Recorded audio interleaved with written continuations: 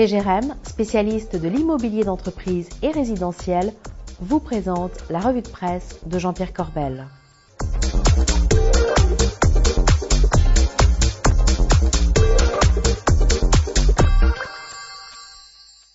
Bonjour, c'est mardi et c'est la revue de presse avec Jean-Pierre Corbel. Jean-Pierre, bonjour. Bogdan, j'ai un petit carré de chocolat pour vous, c'est bon pour le moral, du chocolat? Du rocher noir, ouais. C'est pour la Suisse ça. Eh oui, c'est pour la Suisse. C'est le clin d'œil. Au prix du franc suisse, le prix du chocolat, ça va être pire que le caviar. Et je vous dis pas les montres, Bogdan, heureusement que j'ai l'heure sur mon iPhone.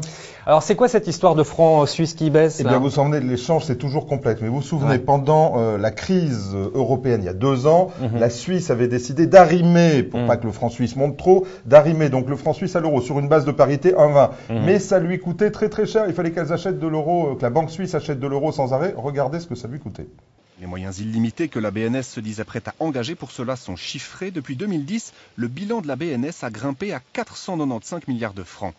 C'est le temps pour les exportations suisses. Alors effectivement, c'est compliqué là encore, effectivement, mais la Suisse devait, je l'ai dit, engranger des euros, une monnaie à laquelle elle ne croit pas, et dans le même temps, elle devait vendre de l'or. C'est pas très bon pour la crédibilité d'un pays qui tient à la crédibilité de sa monnaie. Regardez cet article dans le Figaro. Du coup, le franc suisse a repris 21% par rapport à l'euro, et ce n'est guère plus néanmoins que le dollar qui s'est apprécié de 19% en un an. Le franc suisse redevient donc une valeur refuge tout en restant compétitive, la Suisse en dehors de la zone euro, pas en Europe effectivement. Les autorités helvétiques ont pensé que c'était le bon moment parce qu'il y a le QE qui arrivait et elles pensaient que le quantitative easing allait faire encore baisser l'euro. C'est pas sûr que ça allait encore leur coûter plus cher. Voilà. Et alors pourquoi si soudainement? Bien parce que la Suisse, elle ne voulait pas que sa monnaie baisse, parce qu'une monnaie qui baisse, c'est un pays qui s'appauvrit. Alors pourquoi maintenant, me direz-vous? Eh bien parce que les Suisses pensaient que le quantitative easing, vous savez, c'est la fin de la semaine là, pensaient que ça allait encore faire baisser l'euro, on verra, c'est pas sûr.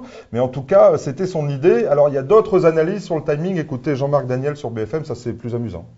Alors en général, quand on regarde les décisions de la BNS, ils se calent pas mal sur les sports d'hiver, c'est-à-dire que leurs grands concurrents sur les sports d'hiver sont en euros, c'est l'Autriche, l'Allemagne, la France et l'Italie. Et donc les décisions de la BNS... Oui, mais là ça va être une explosion des prix pour les sports d'hiver. Oui, sauf que la saison est finie, les gens ont déjà pris leur réservation. Quand vous regardez les décisions historiques de la Suisse, ça se fait généralement en janvier, c'est les décisions sur le taux de change.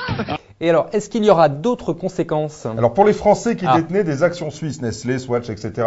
Non, en réalité, alors on les connaît, certains Français, effectivement. Non, en réalité, parce que la baisse de la bourse suisse est compensée par la hausse de la monnaie. Mais en revanche, il y a des conséquences aléatoires par ailleurs. Et notamment, on va payer plus d'impôts à cause de ça. Regardez. C'est un montant en capital de 9,8 millions.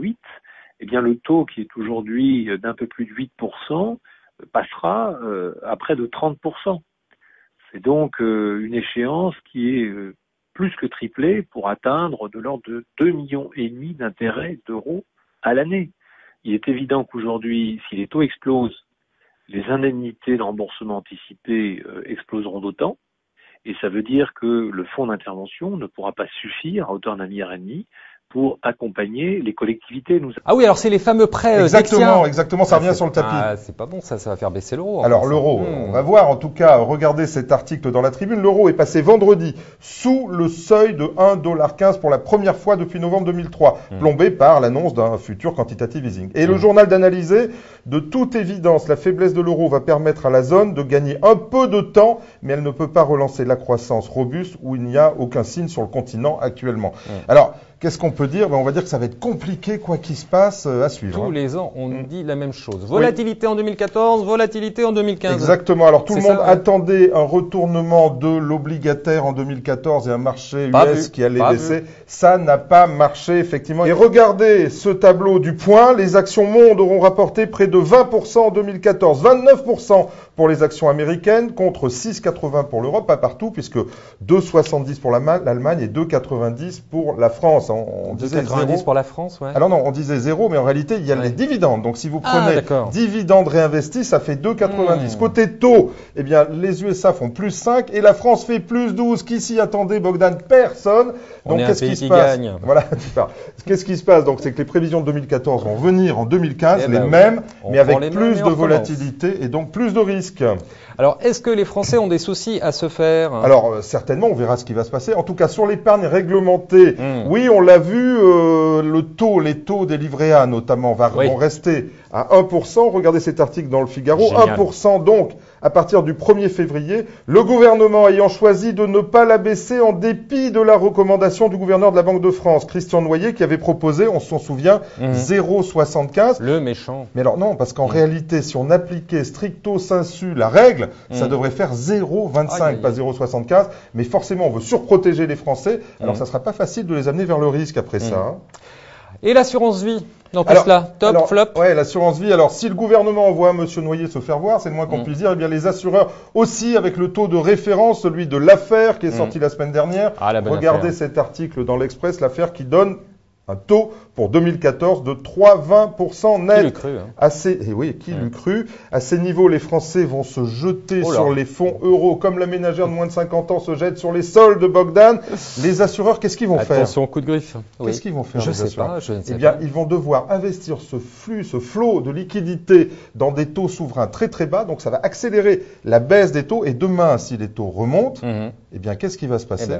Eh bien, on va avoir des problèmes de liquidité, c'est sûr. Le ciel s'assombrit, mais personne ne veut le voir, alors restons-en là. Ah, il revient à son pessimisme habituel. Mais oui, mais allez, il faut regarder les choses. Allez, cet article dans le Figaro, c'est Davos à la fin de la semaine. Et regardez les prévisions des experts de Davos pour préparer le forum. Davos qui nous dit que les risques cette année, ça sera les risques géopolitiques en tête, suivis par les événements climatiques et le risque d'effondrement des États. Oh non. Dites-moi, on n'est pas optimiste. François Hollande, il sera vendredi, on verra ce qu'il leur dit, peut-être qu'il va leur amener du bonheur. Allez, juste un petit mot pour rire. Allez, on a commencé par la Suisse, on finit par un Suisse, effectivement, dans l'esprit, Charlie, vous l'aimez bien, je crois, regardez, Gaspard Proust. Non, mais en tout cas, pour un Suisse, la France, c'est une destination formidable. C'est moi qui ai quitté la Suisse pour mettre un peu de piment dans ma vie, je suis pas déçu. Ah oui? Ah bah non. Avant la Suisse, pour s'encanailler, t'étais obligé de faire un trek en Bolivie, une rando dans les zones tribales au Pakistan. Là, à 4 heures seulement de Genève, t'as le choix de te faire massacrer par le fisc ou le terrorisme islamiste. Effectivement, très drôle, Jean-Pierre. Merci beaucoup. Charlie, vous avez vu, c'est pas mal. Allez, Jean-Pierre, merci. C'était un plaisir, la semaine prochaine. Quant à moi, il ne me reste plus qu'à vous remercier et à vous donner rendez-vous mardi prochain. D'ici là, gardez-vous bien.